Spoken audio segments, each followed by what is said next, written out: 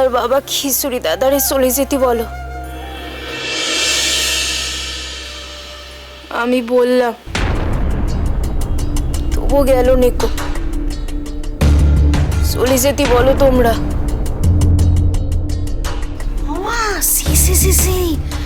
কি কথা বলতেছিস? হ্যাঁ, কি হয়েছে তোর? গুরুচন্দ্র এইভাবে কথা বলতে আছে? চলে যেতে বলো তোমরা, চলে যেতে বলো। আমি তোকে না নিয়ে। তাই তো, না তাহলে আমি ওই শেষ দৌড়াবানি।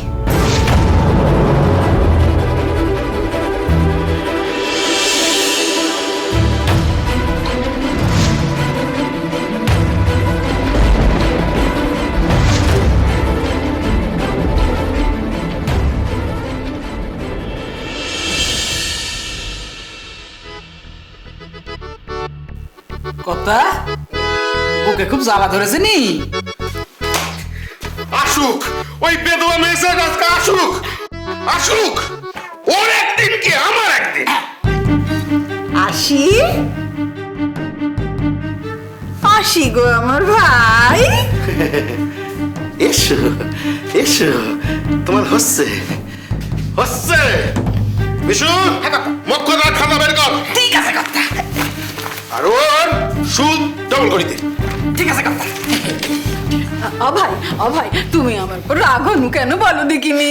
আমাকে ভাই বলে ডাকবে নেকো, তুমি আমাকে ভাই বলে ডাকবে নেকো।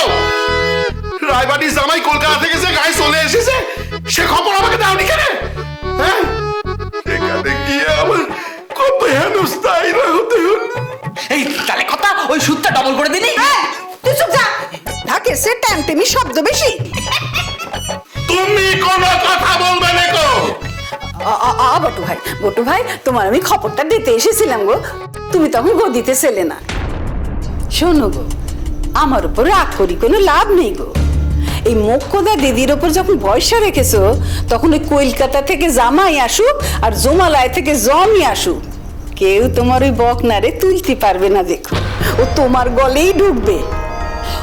ও হ্যাঁ, আর একটা কথা, ওই রনিরে তোমার ঘরে ঢোকবার পথ আমি পরিষ্কার করে দিয়েছি। বৌমারে বলে আমি সব ঠিকঠাক করে রেখেছি গো। হ্যাঁ গো,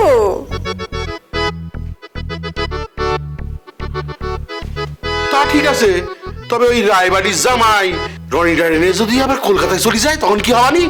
হ্যাঁ, এই কথাটার মধ্যে যুক্তি আছে। তুই চুপ যা দিনি। তুই মুরব্বী মানুষের মধ্যে কথা হতেছে, তাহলে তুই কথা বলছিস কেন? ভাই শোনো গো ভাই, কলকাতা তো দূরস্থের পথ, আর তোমার বাড়ি পোলের বাড়ি। রনিরে জামাই অতটা পথ নিয়ে যাবার আগে তুমি এইটুকুনি পথ নিয়ে আসতে পারবানি? পারবানি। এই মোক্ষদা দিদির উপর ভরসা রাখো আর একটু ধৈর্য ধরে বসে থাকো। দেখবা তোমার গোয়াল ঘরের দরজায় বকনা আসি হাম্বা হাম্বা করে ডাকতিছে। তাই বুঝি? বিশু কথা বিশু মক্ষদাদির সব সব ঠিক আছে কথা। ঠিক। পাগল হয়ে গেছিস? আমি তো তোকে বলেছি আমার ভুল হয়ে গেছে, আই এম সরি। আমি মানছি তোর গায়ে হাত তোলাটা আমার উচিত হয়নি, আই এম সরি। চল ফিরে চল, চল চল। না না মানে? না মানে কি? এখানে থেকে তোর ভবিষ্যৎটা কি হবে তুই একবার ভেবে দেখেছিস? তুই কি মাঠে কাজ করবি নাকি ওই ধান করার শ্রমিক হবি? আর ওই বটকেষ্ট সে তো ওত পেতে বসে আছে তোর জন্য।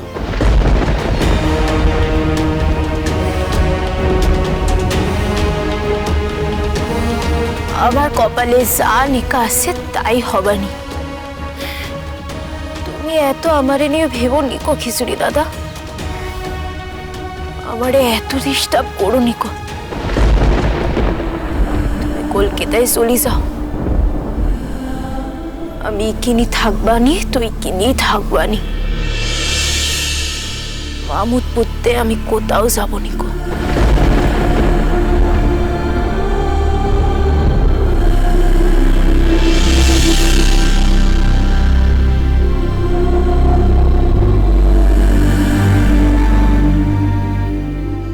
রাতে আমি আপনার কাছে এলাম একটা সুসংবাদে কোনো হিন্ট দিতে পারেন? চালটা যদি মলয় ছেলে থাকে তাহলে ওর মুখ থেকে কথা বার করা অসম্ভব। তবু আমি চেষ্টা করবো একবার।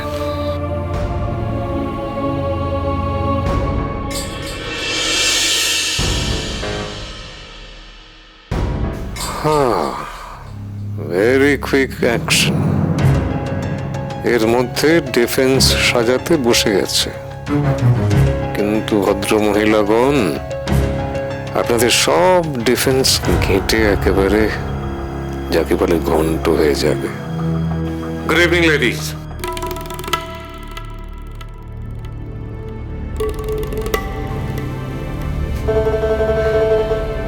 Good evening. আমি ডিস্টার্ব করব না, একটা কথা কেবল জানতে আর জানাতে এসেছি। খোঁজ পেলে তার? ওই যে রনির ইন্টারভিউটা অ্যারেঞ্জ করেছিল, যে তার নাম জানতে পারলে? পারোনি তো? তাহলে আমি এবার জানিয়ে দিই। A very interesting boy, Rishabh Sen,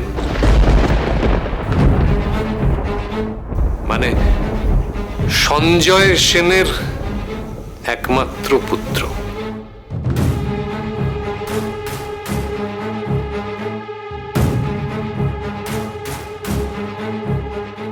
ঠিক আছে, আপনার কথা বলুন। আমি বিশ্বাস করি না, এটা এটা এটা একটা অ্যাবসার্ড ব্যাপার। এটাই সত্যি। ধরা পড়ে যাবে এমন মিথ্যে কথা মলয় ভৌমিক কখনো বলে না। নিশ্চয়ই ও কোনোভাবে ঋষভকে করায়ত্ত করেছে, কিন্তু এটা এটা কিভাবে সম্ভব হলো? তার মানে মিস্টার ভৌমিক নিশ্চয়ই ঋষভকে মিট করেছে, নিশ্চয়ই।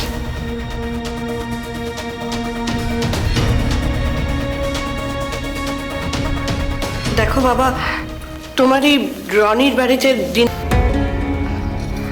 আসলে বাবা এটা গ্রাম তো। হ্যাঁ বাবা, শহরের মানুষের জীবন দর্শন আর এখানকার মানুষের জীবন দর্শন না ঠিক ঠিক মেলে না। এরা তো বিশ্বাসই করতে চায় না যে খেলার মাধ্যমে কোনো মানুষ প্রতিষ্ঠা লাভ করতে পারে। হ্যাঁ বাবা, এরা শুধু বোঝে একটা মেয়ে বড় হয় শুধু বিয়ে করে শ্বশুর বাড়ি গিয়ে তার স্বামী শ্বশুর শাশুড়ির সেবা করবে বলে। হ্যাঁ ঠিক তাই। দেখো, তোমার আচরণ তোমার কাছে যেমন স্বাভাবিক লাগছে, আমাদের কাছেও স্বাভাবিক লাগছে, কিন্তু এরা এরই মধ্যে একটা অর্থ খোঁজার চেষ্টা করছে। এরা বিশ্বাসই করতে পারে না যে রক্তের সম্পর্কহীন কোনো নারী পুরুষের অন্য কোনো সম্পর্ক হতে পারে। সে পুরুষ যতই মধ্যবয়সী হোক আর মেয়েটি কিশোরী হোক না কেন। তাহলে তাহলে ওদের এই জীবন দর্শনের বিরুদ্ধে আমি গিয়ে দাঁড়াবো। দেখো বাবা, 1000 বছরের একটা সংস্কার কি এভাবে একদিনে ভেঙে ফেলা যায় বলো? আপনারা কি রায়বাড়ির সম্মানে আঘাতের কথা ভাবছেন?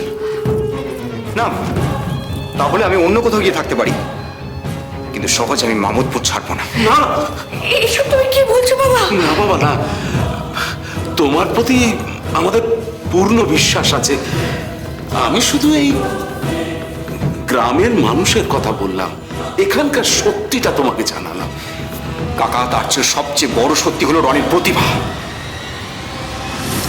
যে কোনো মূল্যে সেই প্রতিভাকে বাঁচাতে হবে, তার স্ফুরণ ঘটাতে হবে।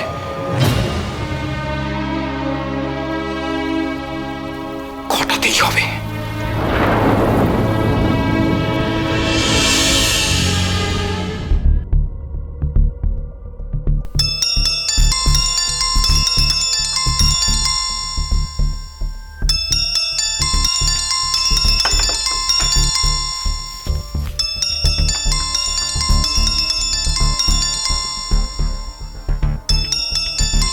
বটকৃষ্ণর কি চাই? Excuse me.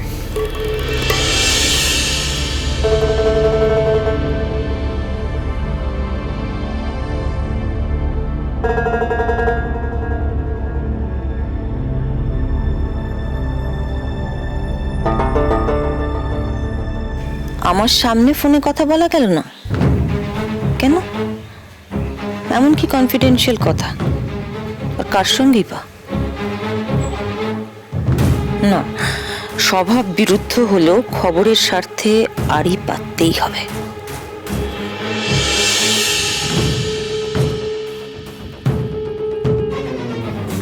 হ্যাঁ বলুন।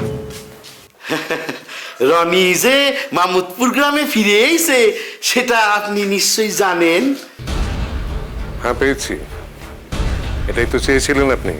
হ্যাঁ চেয়েছিলাম, কিন্তু পেয়েছি কি? এখন তো পেলেন, এবার চেষ্টা করুন। হ্যাঁ চেষ্টা তো করতেছি, কোনো সুযোগ হাতছাড়া করছি নেকো। Very bad. ওই রায়বাড়ি জামাই মানে সঞ্জয় সেন মোরা অনাহতের মতো এই মামুদপুর গ্রামে এসে হাজির হয়েছে। তাই নাকি? না না, ওকে তাড়াবার ব্যবস্থা করুন যত তাড়াতাড়ি সম্ভব, তাহলে তো আপনার হাতের জিনিস হাতছাড়া হয়ে যাবে না। সেই পরামর্শের জন্যই তো আপনারা ফোন করেছি স্যার। এখন একটু বলে দেন দিনি কি করবানি। বটবাবু, গ্রাম্য পলিটিক্সটা কি আপনাকে আমাকে নতুন করে বোঝাতে হবে? না না স্যার, আপনাকে শেখাতে হবানি। আমি একটু একটু করে টাইপ দেবানি, তারপরে আপনারে ফোন করবানি। যখন যা দরকার হবে জানাবেন, কোনো সংকোচ করবেন না, সব রকম সাহায্য পাবেন। না না স্যার, আমি জানি লজ্জা সংকোচ ভয় তিন থাকতি নয়। যদি প্রয়োজন হয় তাহলে আপনারে জানাতে সংকোচ করবো নিকো। এখন যেরকম বললাম ঠিক সেই রকম ভাবে কাজ করুন, ঠিক আছে? রাখি তাহলে।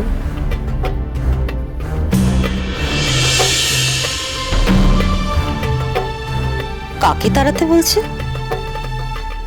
কার সঙ্গে করতে বলছে গ্রাম্য পলিটিক্স?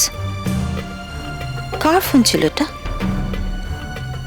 মলয় তাকে সব রকম ভাবে সাহায্য করতে চাইছে। কে ফোন করলো? কে?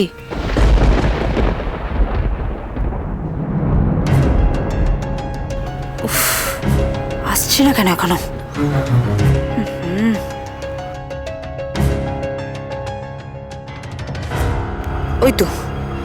ওই তো এসেছে। হাই স্বপ্না।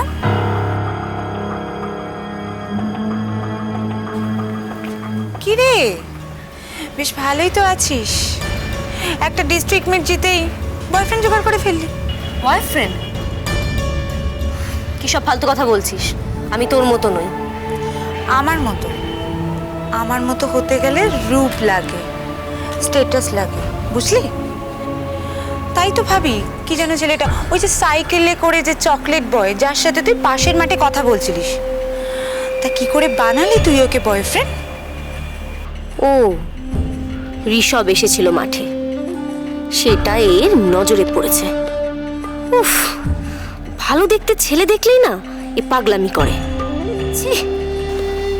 কি রে বল, তুই কি করে ওকে বয়ফ্রেন্ড বানালি? ওটা আমার বয়ফ্রেন্ড নয়, ওটা সঞ্জয়দার ছেলে ঋষভ।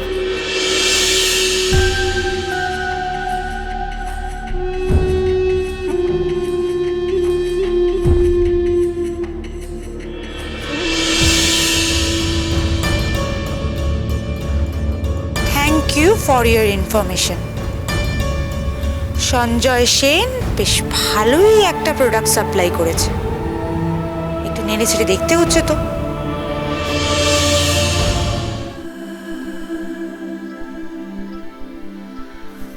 ও দিদি, দুটো মুড়ি খা না।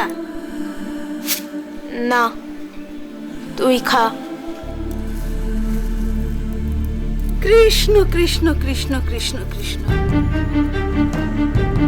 কৃষ্ণ।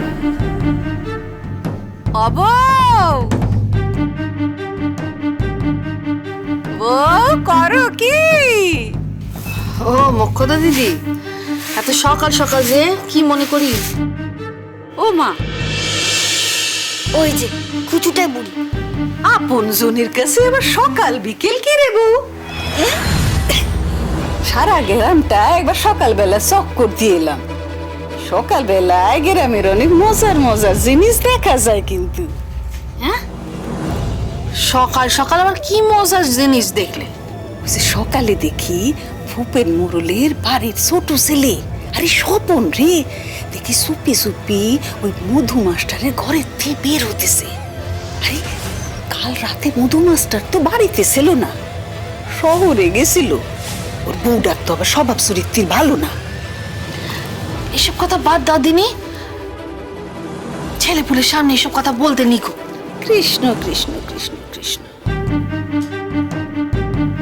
ওরে রনি তো আর ছেলে পুলে নেই কো, ও শরীরে যৌবন এসেছে। তাই তো বলতেছি গ্রামের অবস্থা ভালো না, এবার রনিটার কথা ভাব দেখিনি একটু। মানে কি ভাববানি বলো দিনি? আরে ওই রায়বাড়ির জামাইটা, ওটা তো রনির গায়ে এটুনির মতো লেগে রয়েছে, ওটাকে তারা দেখিনি।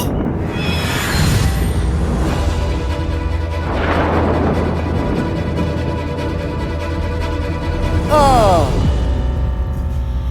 এখন আমার কথা শুনতে খারাপ লাগতেছে, তবু বলতিছি রনির ভবিষ্যৎটা একটু ভাব দেখিনি।